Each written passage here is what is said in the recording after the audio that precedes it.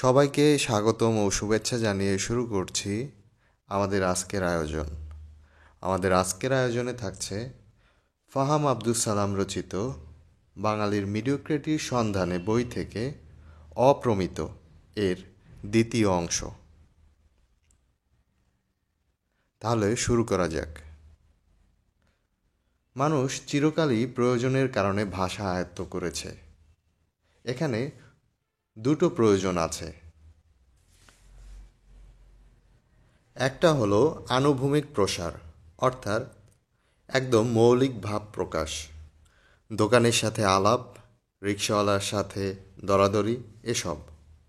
এই প্রয়োজন মেটানোর জন্য যে বাংলা ভাষা শিক্ষা, সেই প্রয়োজন আগামী ২-৩০০ বছরেও কমবে না, সন্দেহ নেই। সেদিক থেকে আমরা নিরাপদ।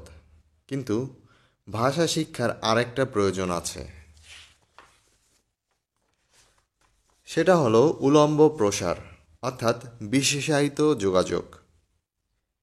এই যেমন আমি এখন যে কাজটা করছি, কিংবা আমি যদি আমার পেশা জীববিজ্ঞান বিষয়ে লেখালেখি করি বা শিক্ষকতা করি। মনে রাখবেন, ভাষার উন্নতি বলতে আমরা যা বুঝি সেটা কিন্তু বিশেষায়িত যোগাযোগের মধ্য দিয়েই শুরু হয়। ১০ম শতাব্দীতে হাসান ইবন আল হাইথাম বা আল হাজেন ক্যামেরা আবিষ্কারের প্রোটোটাইপ আবিষ্কার করলেন। মানে তিনি একটা বন্ধ ঘর বা চেম্বারে শুধু ছোট্ট একটা ফুটো দিয়ে আলো ঢুকতে দিলেন। ওই ফুটোর বিপরীতে দেয়ালে উল্টো প্রতিবিম্ব তৈরি হলো। আরবিতে চেম্বারকে কামারা বলে, ঠিক যেভাবে আমরা বাসার ঘরকে বাংলায় বলি কামরা। সেই কামারা ল্যাটিনিদের হাত ধরে ইংরেজিতে এলো ক্যামেরা হিসাবে। এখন ক্যামেরা আর কোনো বিশেষ সায়েন্টিফিক টার্মিনোলজি না, যদিও এককালে ছিল।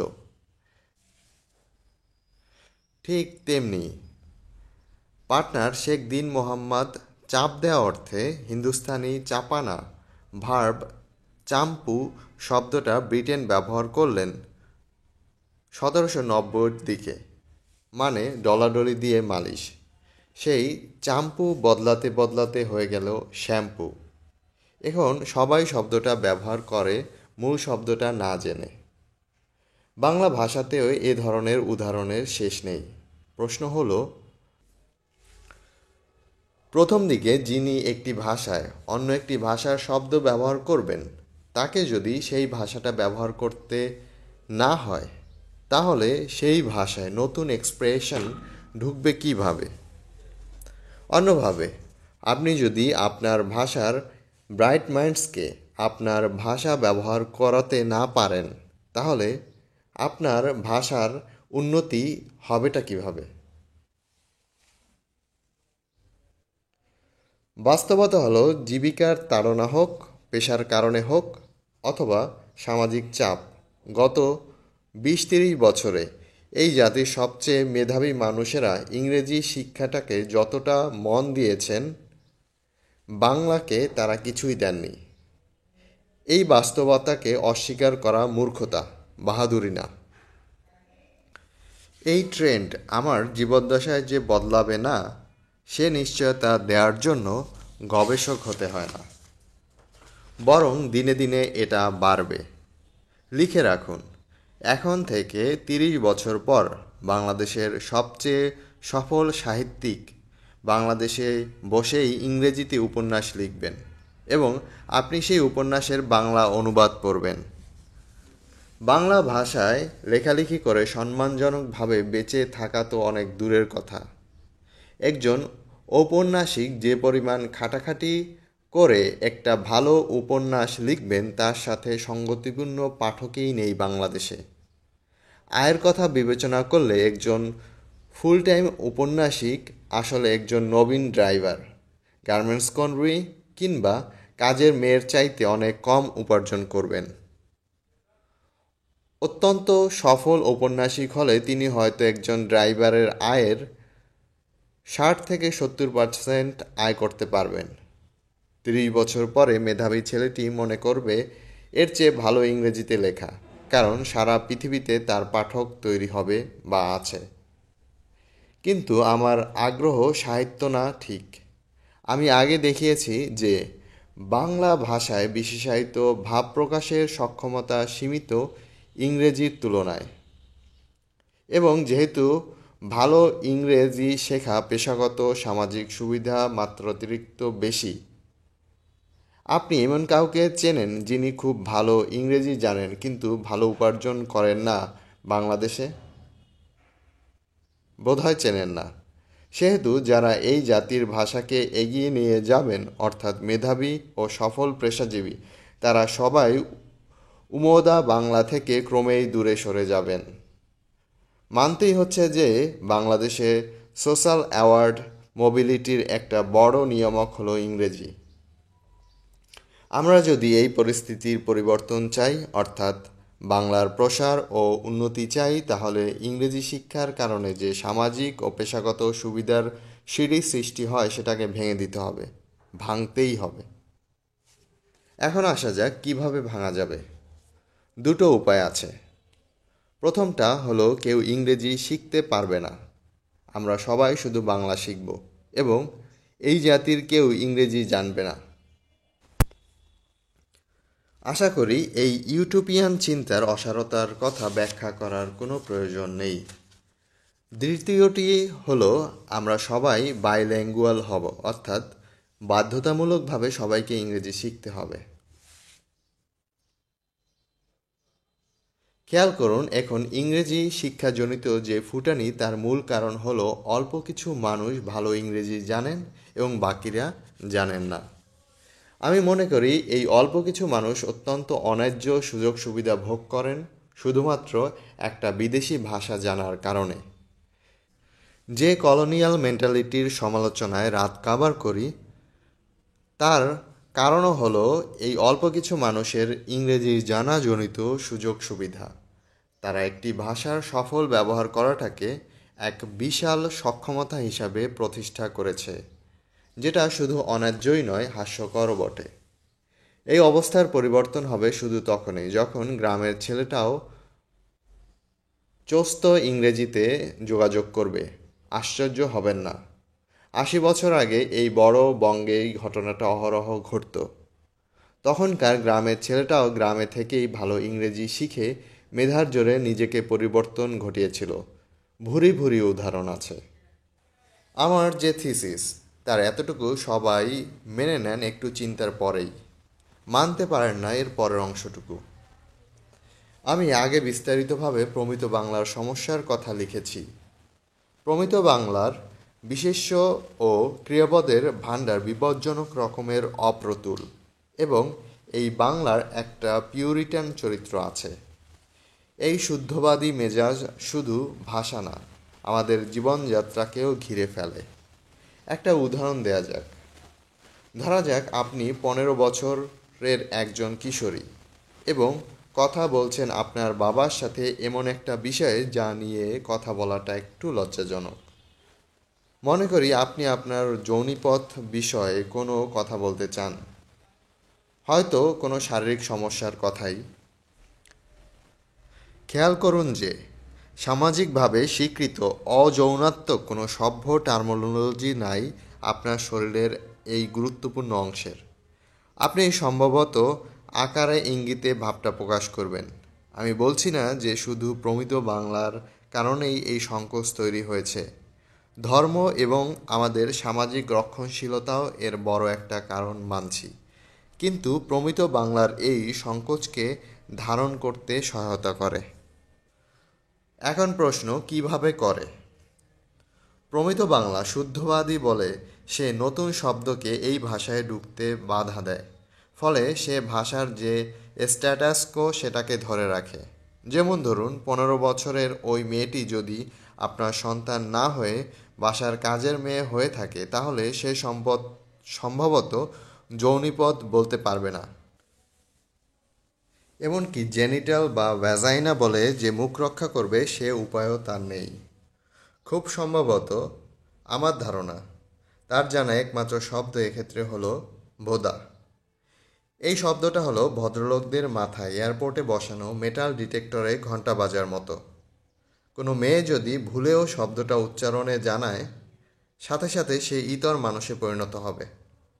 খেয়াল করুন যে বাংলা ভাষার জঘন্য শব্দের অর্থ হচ্ছে ঘৃণিত বা গর্হিত।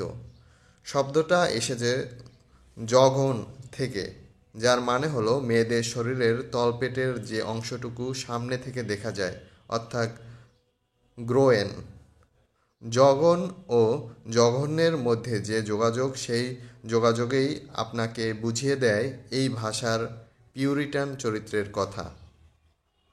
আমার কাছে কোনো ডেটা নেই, এমনকি কোনো সায়েন্টিফিক রিজনিংও নেই, কিন্তু আমার ধারণা খুব ছোট্ট বয়সে যখন আপনার ব্রেইন হার্ডওয়্যার হওয়া শুরু করে, যেহেতু সেটা আপনার প্রথম ভাষাকে কেন্দ্র করে শুরু হয়, সেহেতু আপনি বাংলা ভাষার মাধ্যমেই পৃথিবীকে দেখতে শুরু করেন। এবং আমার হাইপোথিসিস হলো প্রমিত বাংলায় এই রক্ষণশীলতা আপনার মানসিকতাকে রক্ষণশীলতার দিকে ঠেলে দেয়। আবারও বলছি, এটা আমার অনুমান। প্রমিত বাংলা বা তার কাছাকাছি বাংলায় বাংলাদেশে শতকরা 1% মানুষ কথা বলে কিনা আমার সন্দেহ আছে। ফলে আমরা আসলে দুটো বাংলা শিখি জীবনে। দুটো বাংলা শেখাকে আমি কোনো সমস্যা মনে করি না, কিন্তু বাংলার শ্রেষ্ঠত্ব ও গৌরবকে মেনে নেওয়ার তীব্র আপত্তি আছে আমার। কারণ এই গৌরবে বাকবাকম হয়ে প্রমিত বাংলা মৌলবাদী হয়ে উঠেছে দীর্ঘদিন ধরে। আমি বলতে চাইছি যে বাংলা ভাষার অপ্রতুলতা কাটিয়ে ওঠার জন্য সবচেয়ে বড় অন্তরায় হলো প্রমিত বাংলা নিজে। তাহলে এই সমস্যা থেকে মুক্তি কোথায়? আমি কোনো ভাষাবিদ নই, বাংলা ভাষার একজন সামান্য ব্যবহারকারী। আমি আমার মত প্রকাশের স্বাধীনতা ব্যবহার করছি মাত্র। বাংলা ভাষাভাষীদের এমন একটা পর্যায়ে যেতে হবে যেখানে ভালো বাংলা জানা আর ভালো ইংরেজি জানা সমর্থনযোগ্য হয়ে উঠবে। এই ফ্লোরিড অবস্থা আপনি বাংলা না ইংরেজি ব্যবহার করবেন সেটা হবে একটা ভাষিক সিদ্ধান্ত, সামাজিক গুরুত্ব আরোপের কোনো সিদ্ধান্ত নয়। কিছু লক্ষণ এখন দেখা যাবে যদি আপনি দেখতে আগ্রহী হন। বাংলায় যে পরিমাণ ইংরেজি শব্দ এখন ব্যবহৃত হচ্ছে, সে পরিমাণ ইংরেজি আগে কখনোই ব্যবহৃত হয়নি। যারা ব্যবহার করছেন তারা কি ভেবে ব্যবহার করছেন? একটু চিন্তা করুন। তারা মনে করছেন আমার এই লেখা যারা পড়ছেন তারা যদি মোটামুটি ইংরেজি না জানেন তাহলে আমার লেখা পুরোপুরি বুঝতে পারবেন না। অর্থাৎ মোটামুটি ইংরেজি না জানামূলক যে সম্ভাব্য সমস্যা সেটাকে লেখক পুরোপুরি অগ্রাহ্য করছেন। তার দৃষ্টিতে যে মোটেও ইংরেজি জানেন না, সে যদি তার লেখা নাই বা বোঝে, কোনো সমস্যা নেই। এখন এই ধারণাটিকে খুব বড় পরিসরে পর্যালোচনা করুন। আমি এমন একটা সময়কে কল্পনা করছি যখন প্রত্যেক লেখকই শব্দ ব্যবহারের ক্ষেত্রে অনুমান করবেন যে আমার পাঠক ইংরেজি শব্দগুলো জানেন। তখন আমাদের এমন কিছু কনভেনশনে আসতে হবে যে কী ধরনের প্রত্যয় যোগ করলে বাংলা একটা ইংরেজি শব্দকে অনায়াসে বাংলা বলে চালানো যাবে সেটা সবাই জানবে। যেমন ধরুন গুগল করো না বলে আমরা যদি বলি গুগলাও। আমাদের পদবাচ্য বা সিনট্যাক্স যেহেতু ইংরেজির আদলেই গড়া, সেহেতু আমি মনে করি না যে এ ধরনের কনভেনশনের গ্রহীতার পক্ষে শব্দগুলো নেওয়া খুব সমস্যাকর হবে। কিন্তু বাংলা ভাষার এই স্ট্রাকচার ধারণ করতে হলে আমাদেরকে অপ্রমিত বাংলার শরণাপন্ন হতে হবে, অর্থাৎ আবার জিক্স ঘরানার বাংলা।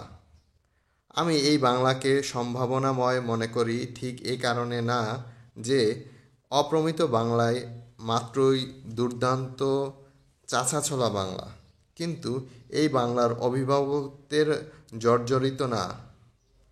যে কেউ যেভাবে ইচ্ছা দুমড়ে মুচড়ে ব্যবহার করতে পারছেন, যে কারণে অপ্রমিত বাংলার পক্ষে সম্ভব হবে বিশাল পরিবর্তনকে ধারণ করবার।